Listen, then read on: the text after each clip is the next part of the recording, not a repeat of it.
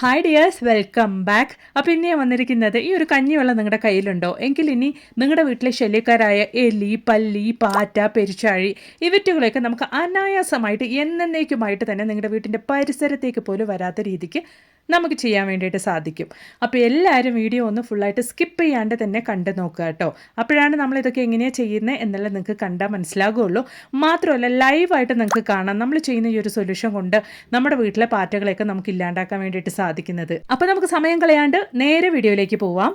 അപ്പോൾ നമുക്ക് നമ്മുടെ ആദ്യത്തെ ടിപ്പൊന്ന് കണ്ടു നോക്കാം. എല്ലാവരുടെ വീട്ടിലെ രാവിലെ ആകുമ്പോഴുള്ളൊരു പ്രശ്നമാണ്, സ്കൂൾ കുഞ്ഞുങ്ങളാണെങ്കിൽ സോക്സിൻ്റെ ജോഡി കാണുന്നില്ല, അല്ലെങ്കിൽ ഓഫീസിലേക്ക് ജോലിക്ക് പോകുന്ന ഹസ്ബൻഡാണെങ്കിൽ ഒരു സോക്സ് കാണുന്നില്ല എന്നൊക്കെ പറഞ്ഞിട്ട്. അപ്പോൾ അങ്ങനെ ഇല്ലാണ്ട് കൊണ്ട് ഇതുപോലെ നിങ്ങൾ ഒരു സോക്സിൻ്റെ മുകളിൽ ഒരു സോക്സ് വെച്ച് ഇതുപോലെ ആ സോക്സ് ഒന്ന് താഴെയുള്ള സോക്സ് ഫോൾഡ് ചെയ്തതിന് ശേഷം ഞാൻ ഫോൾഡ് ചെയ്യുന്ന പോലെ ഫോൾഡ് ചെയ്തതിന് ശേഷം മേലെയുള്ള സോക്സ് ഇതുപോലെ ഫോൾഡ് ചെയ്തിട്ട് അതിൻ്റെ ഈ ഒരു ഭാഗം ഉള്ളിലേക്ക് അങ്ങനെ സെക്യൂർ ചെയ്ത് കൊടുക്കുകയാണെങ്കിൽ ഒരു സോക്സിൻ്റെ ഉള്ളിൽ ഒരു സോക്സായിട്ട് അങ്ങനെ കിടന്നോളും. നമുക്ക് സ്ഥലവും ബാക്കിയാകും. മാത്രമല്ല സേഫായിട്ട് നമുക്കൊരു സോക്സ് മിസ്സായി പോകുന്ന പ്രശ്നം ഉണ്ടാവില്ല കേട്ടോ. പിന്നെ നിങ്ങൾ സോക്സൊക്കെ എടുത്ത് വെക്കുന്ന സമയത്ത് ഈ ഒരു മെത്തേഡിലൊന്ന് ഫോൾഡ് ചെയ്ത് നോക്കുക കേട്ടോ. അപ്പോൾ ഇനി നമുക്ക് ഈസി ആയിട്ട് ചെയ്യാൻ പറ്റിയ നല്ലൊരു ഹെൽത്തി ബ്രേക്ക്ഫാസ്റ്റിൻ്റെ റെസിപ്പി ഒന്ന് കണ്ടു നോക്കാം. അതിന് വേണ്ടിയിട്ട് 1.25 കപ്പ് അളവിലേക്ക് ചെറുപയർ എടുത്തിട്ടുണ്ട്. അതുപോലെ തന്നെ ഒരു 3/4 കപ്പ് അളവിലേക്ക് പച്ചരി എടുത്തിട്ടുണ്ട് കേട്ടോ. ഇനി നമുക്കിത് നന്നായിട്ടൊന്ന് കഴുകിയെടുക്കാം. നന്നായിട്ട് കഴുകിയെടുത്തിട്ടാണ് നമ്മളിത് കുതിർക്കാൻ വേണ്ടിയിട്ട് വെക്കാൻ വേണ്ടിയിട്ട് പോകുന്നത് കേട്ടോ. അപ്പോൾ ഞാൻ ചെറുപയറും അതുപോലെ തന്നെ പച്ചരിയൊക്കെ നല്ല രീതിയിൽ തന്നെ കഴുകിയെടുത്തിട്ടുണ്ട്. എന്നിട്ട് നമുക്ക് ഇത് കുതിർക്കാൻ വേണ്ടിയിട്ടുള്ള വെള്ളം ഇതിലേക്കൊന്ന് ഒഴിച്ചു കൊടുക്കാം കേട്ടോ.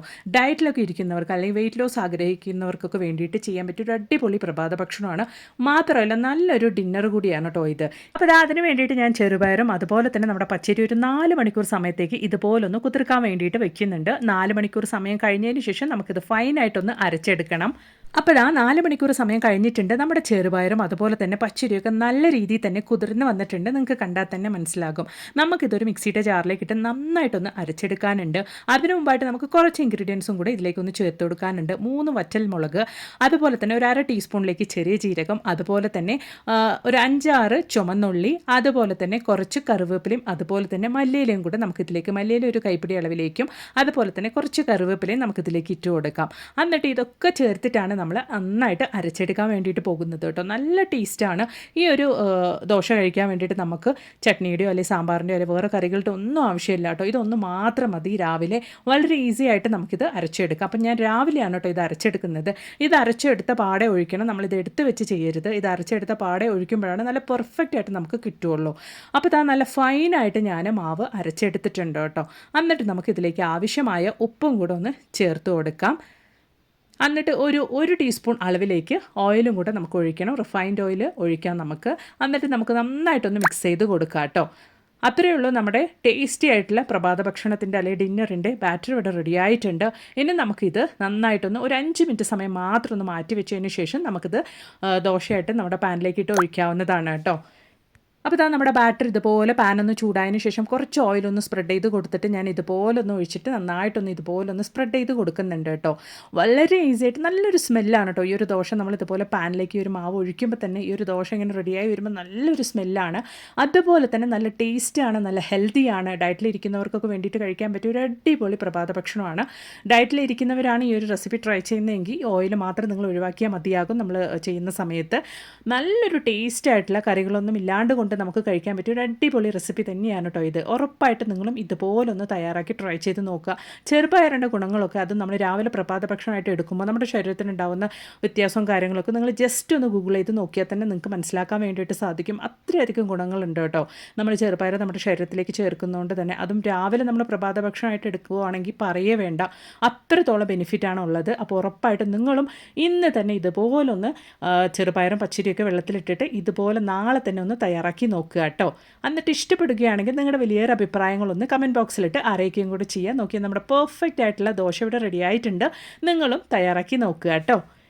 അപ്പോൾ ഇനി നമുക്ക് നമ്മുടെ അടുത്ത ടിപ്പൊന്ന് കണ്ടു നോക്കാം. അതിന് വേണ്ടിയിട്ട് നല്ല തിക്കായിട്ടുള്ള കഞ്ഞിവെള്ളമാണ് കേട്ടോ ഞാൻ എടുത്തിരിക്കുന്നത്. അതിലേക്ക് നമുക്കിനി കുറച്ച് വെള്ളം ഒഴിച്ചത് ഈ ഒരു കൺസിസ്റ്റൻസിലേക്ക് മാറ്റാം. അത്രത്തോളം തിക്കായിട്ടുള്ള കഞ്ഞിവെള്ളം നമുക്ക് ആവശ്യമില്ല. അപ്പോൾ അതിലേക്ക് നമ്മൾ ഇനി സിമ്പിളായിട്ട് ചേർത്ത് കൊടുക്കാൻ വേണ്ടിയിട്ട് പോകുന്നത് എക്സ്പയറി ഡേറ്റ് കഴിഞ്ഞ് പാരസിറ്റമോൾ ടാബ്ലറ്റ് ആണ് കേട്ടോ. അപ്പോൾ സാധാരണഗതിയിൽ ഇതുപോലുള്ള ടാബ്ലറ്റൊക്കെ നമ്മൾ വലിച്ചെറിയാറാണല്ലോ പതിവ്. അപ്പോൾ ഇനി അങ്ങനെ ആരും ചെയ്യേണ്ട കേട്ടോ. ഈ ഒരു ടാബ്ലറ്റ് കൊണ്ട് ഒരുപാട് കാര്യങ്ങൾ നമുക്ക് ചെയ്യാൻ വേണ്ടിയിട്ട് സാധിക്കും. അപ്പോൾ ഞാൻ ഈ ഒരു ടാബ്ലറ്റാണ് ഈ ഒരു ക്വാണ്ടിറ്റി കഞ്ഞിവെള്ളത്തിലേക്ക് ഇട്ട് കൊടുക്കുന്നത്. അപ്പോഴാണ് നമുക്ക് അത്രത്തോളം റിസൾട്ട് കിട്ടുകയുള്ളൂ. നല്ല രീതിയിൽ ഇതുപോലെ ഫൈനായിട്ട് പൊടിച്ചിട്ട് നമുക്ക് ഈ ഒരു കഞ്ഞിവെള്ളത്തിലേക്ക് ഇട്ട് കൊടുക്കാം. അതിനുശേഷം നമ്മൾ ഇതിലേക്ക് ഒഴിക്കാൻ വേണ്ടിയിട്ട് പോകുന്നത് സിന്തറ്റിക് വിനെഗറാണ്. ഏകദേശം 1 ടേബിൾ സ്പൂൺ അളവിലേക്ക് നമുക്ക് ഈ ഒരു വിനെഗറും കൂടെ നമുക്ക് ഒഴിച്ചു കൊടുക്കാം. എത്ര ദിവസം വേണമെങ്കിലും നമുക്ക് ഈ ഒരു സൊല്യൂഷൻ കേടുകൂടാണ്ട് വെച്ച് ഉപയോഗിക്കാൻ വേണ്ടിയിട്ട് സാധിക്കും കേട്ടോ.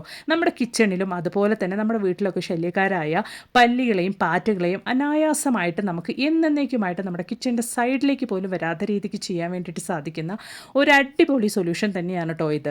അപ്പം നമ്മുടെ സൊല്യൂഷൻ ഇവിടെ റെഡി ആയിട്ടുണ്ട്. ഞാൻ ഇതുപോലെ ഒരു ബോട്ടിലേക്ക് ഒന്ന് ട്രാൻസ്ഫർ ചെയ്ത് മാറ്റുന്നുണ്ട് കേട്ടോ.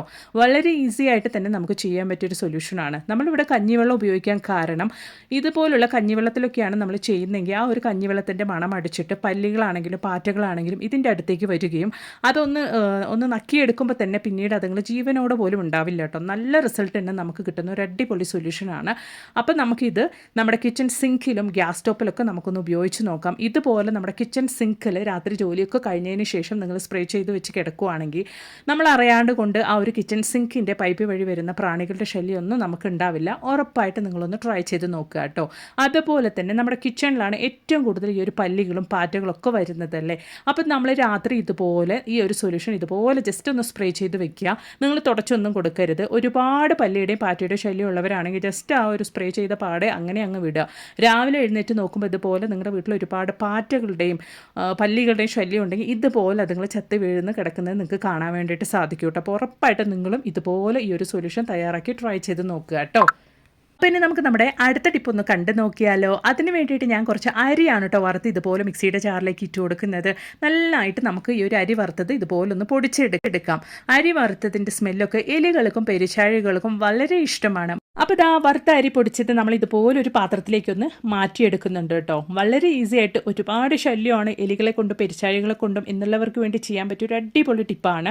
അപ്പോൾ ഇതാ ഞാൻ കുറച്ച് വറുത്ത അരി പൊടിച്ചത് പാത്രത്തിലേക്ക് മാറ്റിയിട്ടുണ്ട്. അതിലേക്ക് 2 പാരസിറ്റമോൾ ടാബ്ലറ്റ് ആണ് കേട്ടോ പൊടിച്ച് ചേർക്കുന്നത്. ഈ ഒരു ക്വാണ്ടിറ്റി വറുത്ത അരി പൊടിച്ചതിലേക്ക് നമ്മൾ 2 ടാബ്ലറ്റ് പാരസിറ്റമോളാണ് പൊടിച്ച് ചേർക്കുന്നത്. അപ്പോഴാണ് നമുക്ക് അത്രത്തോളം റിസൾട്ട് കിട്ടുകയുള്ളൂ. കൃഷിയിടത്തും നിങ്ങളുടെ കൃഷിയൊക്കെ നശിപ്പിക്കുന്ന ഇതുപോലുള്ള പെരിച്ചാഴികളൊക്കെ നശിപ്പിക്കാൻ വളരെ ഈസി ആയിട്ട് തന്നെ നല്ല റിസൾട്ട് കിട്ടുന്ന ഒരു ടിപ്പാണ് കേട്ടോ ഇത്. അപ്പോൾ ആ 2 പാരസിറ്റമോൾ പൊടിച്ച് ഞാൻ ഇതുപോലെ ചേർത്തിട്ട് നന്നായിട്ടൊന്ന് മിക്സ് ചെയ്ത് കൊടുക്കുന്നുണ്ട്. അത്രത്തോളം ഉള്ളൂ. നമ്മുടെ ടിപ്പ് ഇവിടെ റെഡി ആയിട്ടുണ്ട്. ഇനി നമ്മൾ ഇതെങ്ങനെയാണ് ഉപയോഗിക്കുന്നത് എന്നുള്ളത് നമുക്കൊന്ന് കണ്ടു നോക്കാം. നമ്മളിത് വെറുതെ ഇട്ട് വെച്ചാലൊന്നും എലികളും പെരിച്ചാഴികളും വന്ന് കഴിക്കില്ല. അപ്പോൾ അതിന് പകരമായിട്ട് ഇതുപോലെ കുറച്ച് തേങ്ങയുടെ അംശമൊക്കെ ഉള്ള ചിരട്ടയിലേക്കാണ് നമ്മൾ ഈ ഒരു മിക്സ് ഇട്ട് കൊടുക്കാൻ വേണ്ടിയിട്ട് പോകുന്നത്. തേങ്ങയൊക്കെ ഒരുപാട് ഇഷ്ടമാണ് നമ്മുടെ എലികൾക്കും പെരിച്ചാഴികൾക്കും.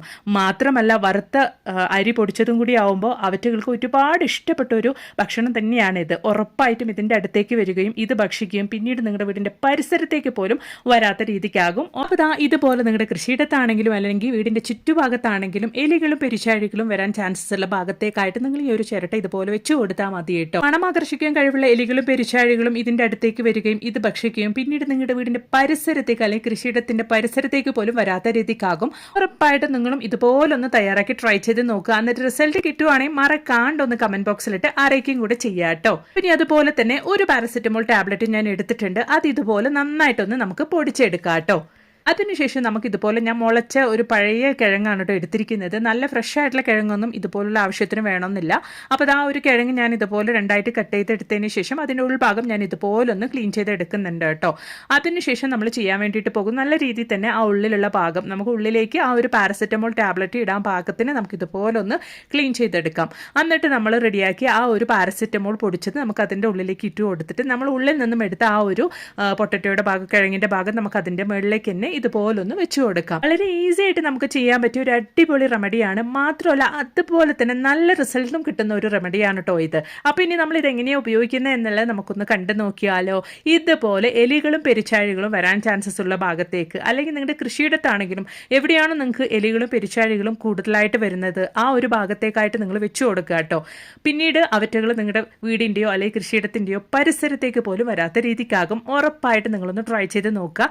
എന്നിട്ട് റിസൾട്ട് കിട്ടുകയാണെങ്കിൽ നിങ്ങളുടെ വലിയൊരു അഭിപ്രായങ്ങളൊന്ന് കമൻറ്റ് ബോക്സിലിട്ട് അറിയിക്കുകയും കൂടെ ചെയ്യുക കേട്ടോ. അപ്പോൾ ഇന്ന് ഞാൻ കൊണ്ടുവന്ന എല്ലാ ടിപ്സും നിങ്ങൾക്ക് ഒരുപാട് പ്രയോജനകരമായെന്ന് ഞാൻ കരുതുന്നു. അതുപോലെ തന്നെ മറക്കാണ്ടൊന്ന് ലൈക്കും കൂടെ ചെയ്ത് സപ്പോർട്ട് ചെയ്യുക. Thanks for watching.